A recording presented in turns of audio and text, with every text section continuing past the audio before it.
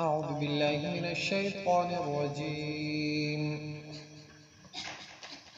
بسم الله الرحمن الرحيم.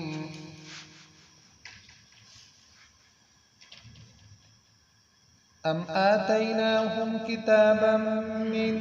قبله فهم به مستمسكون بل قالوا إنا وجدنا آباءنا على أمة وإنا على آثارهم مهتدون. مخي الله پاک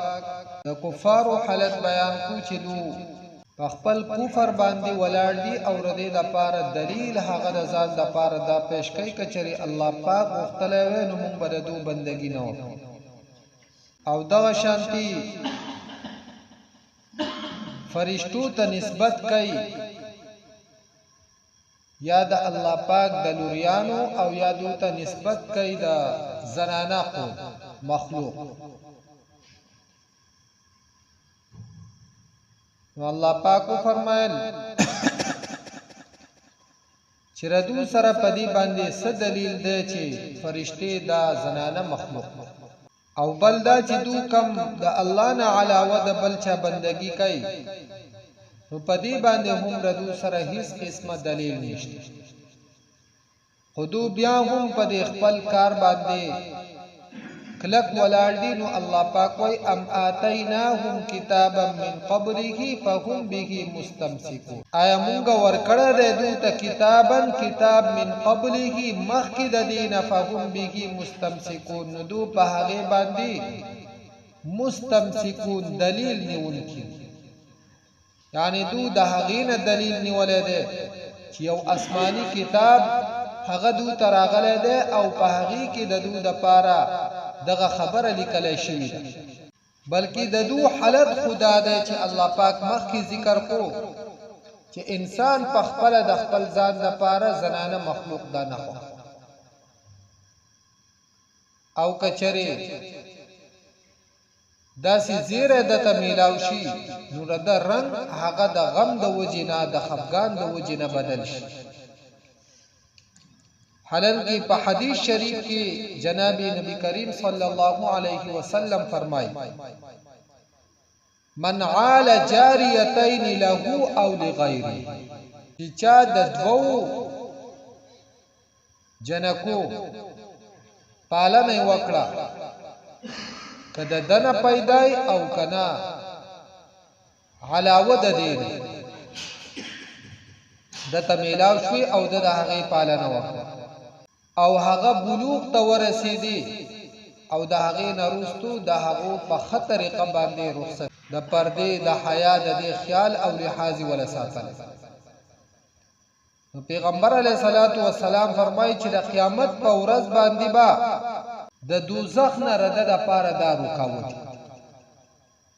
د به جهنم ته نه پری سره د دومره لوی خوش خبری انسان بیا هم په دې باندې اظهار د غم او د خفګان او پنارینا اولاد باندې انسان خوشالي سره د دین چې هیڅ پته نه لګي چې دار د پکار راضي او کنه راضي د اخرت معاملې نو د دنیا په معاملې کې چې په دنیا کې پکار راضي او کنه راضي. الله پاک دې د نافرمانه اولاد نه زموږ حفاظت وکړي ځکه کله کله دغه اولاد د انسان د پاره عذاب جوړ شي. نو الله پاک فرمای بل قالوا انا وجدنا آباءنا على امه وانا على آثارهم مهتدون. بلکې دو وایي چې یقینا مندلې دي مونږه پدې باندې آباءنا مشران خپل على امه په یو طریقه باندې مونږ خپل مشران په یو طریقه باندې مندلې دي چې هغه به دا طریقه کوي وإنا على آثارهم مهتدون او یقینا مونږه په نقش قدم د هغه باندې مهتدون هدایت والے چې دا هغه دغه طریقه دا بالکل برابر و مونږ په هغه باندې روان نو مونږ هم په هدایت الله پاک فرمای وکذالک ما ارسلنا من قبلک فی قريه من نذیر او دغه شانتی نه لګلې مونږه من قبلک مخکستانه فی قريه په هیڅ یو کلی کې من نذیر ير ورکون کې الا قال مترفوها مگر ویلبا دیرو مالدارو د هغه ان وجدنا آباءنا على امه یقینا مندلی دی مونږه مشران خپل علی امه په یو طریقه باندې و انا علی آثارهم مقتدون او یقینا مونږه په نقش قدم د هغه باندې اقتدا کوونکی مونږ خو په یو برابر لار باندې روان چې مونږ خپل مشران دغه شانتي لیدلي دا وز دا پکې دا طریقې پکې چا دا دین نوې راغی مخکې خدا خبرې مونږ نه دی نو پیغمبر بدو تووی قال اولو جئتكم باهدى مما وجدتم عليه آباءكم قال وبوي الپیغمبر اولو جئتكم اگر چې راوړل د ما تاسو ته اولو جئتكم آیا اگر چې راوړل ما تاسو ته باهدى هدایت مما دهغنا وجدتم عليه آباءكم چې مندل دي تاسو پاغي باندې مشران یعنی بیا هم تاسو زما خبره نه منئ تاسو مشران تاسو ته هدایت نه دی خو که تاسو د هدایت اتباع کوونکی او مرګتیا کوونکی نو بیا خو ما تاسو ته د الله د طرف نه هغه طریقه راوړی ده چې هغه تاسو د پاره ډیره ښه قالوا ندو په جواب کې ان بما ارسلتم به کافرون یقینا مونږه په هغه سبانی چې را لګلې شوی تاسو په هغه باندې کافرون انکار کوي دغه خبرې مونږ نه منو دا مونږ خپل مشرانو نه دی اورېدل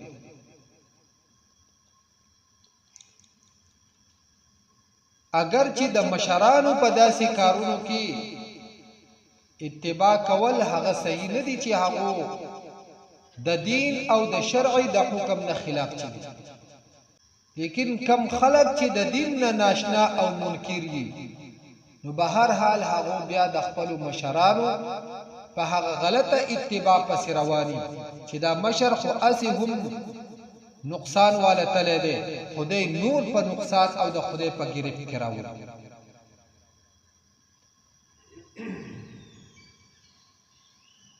د دې وجنه کم نیکان مشران شي هغه خپل اولاد ته ښه تربیت ورکړي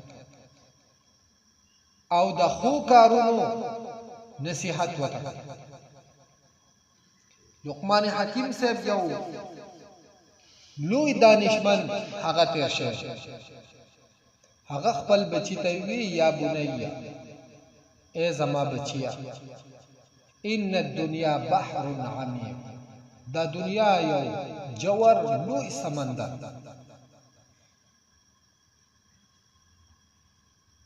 ډیر خلک دې ډوب کړي او ختم کړي دا هغه بیا پته نه لګي او د سمندر دا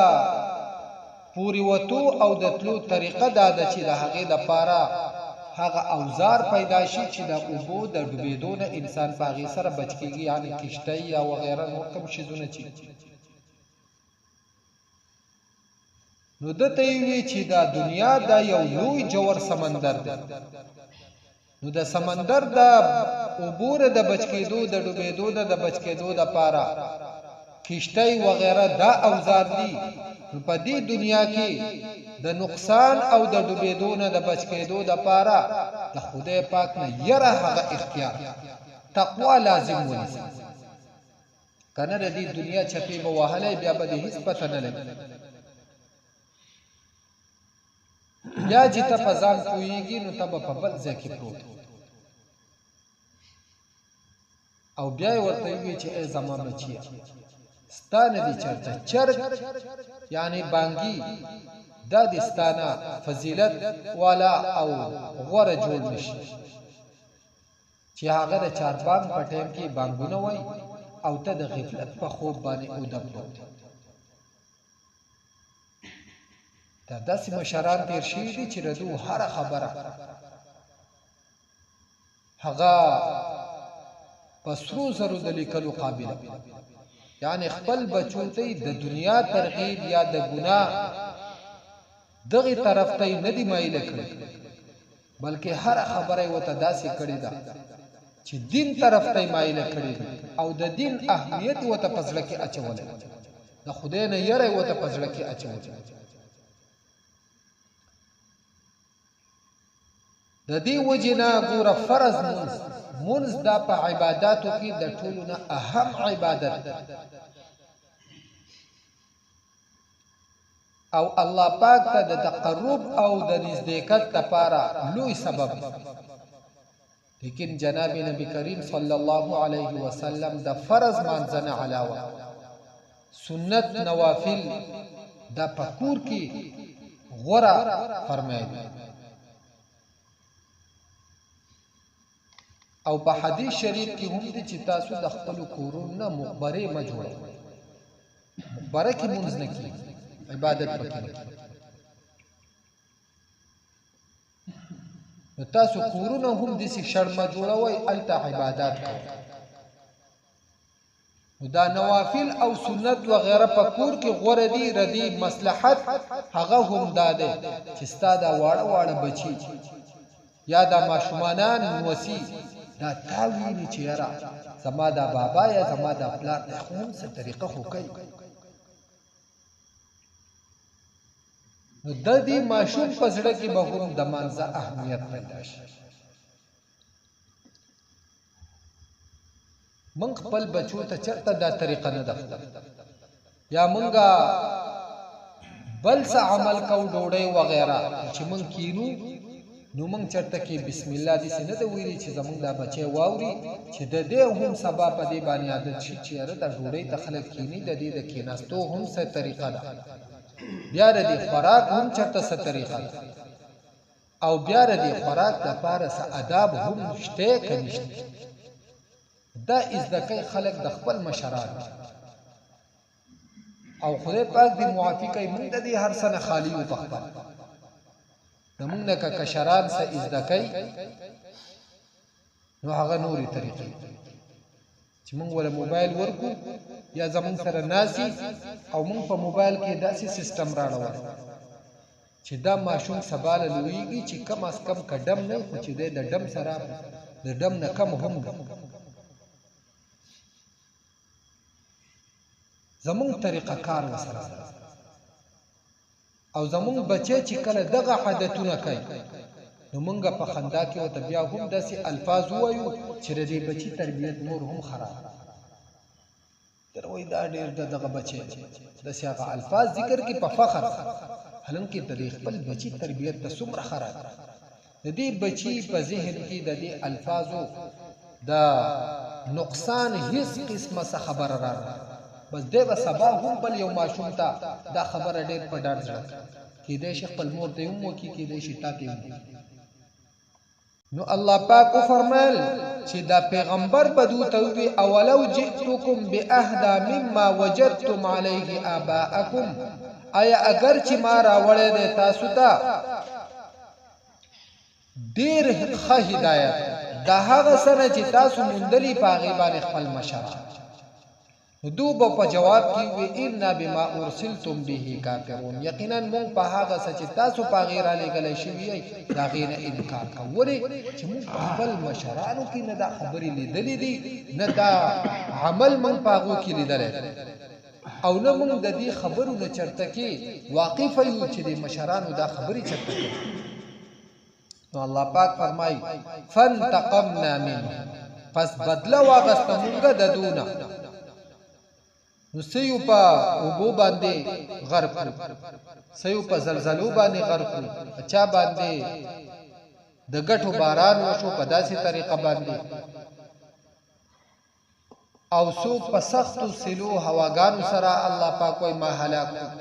الله پاک فرمای فانتقمنا منهم پس من بدلو غسددونا فانظر پس وګورا کیف کان عاقبت المکذبین سرنګ شو انجام د تکذیب کوونکو چې پیغمبرانو ته دروغ ویلي دا هغه طریقې هغه ته نه حق ویلي